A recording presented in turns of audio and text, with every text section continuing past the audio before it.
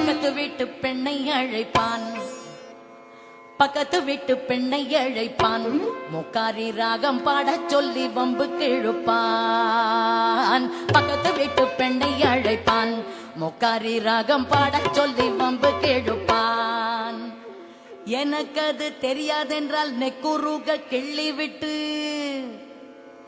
எனக்கு அது தெரியாதென்றால் நெக்குருக கிள்ளி விட்டு, அவளை நெக்குருக கிள்ளி விட்டு, அவள் வெக்க வெக்க அழும்போது இதாடே பூக்காரி என்பான் விஷமக்கார கண்.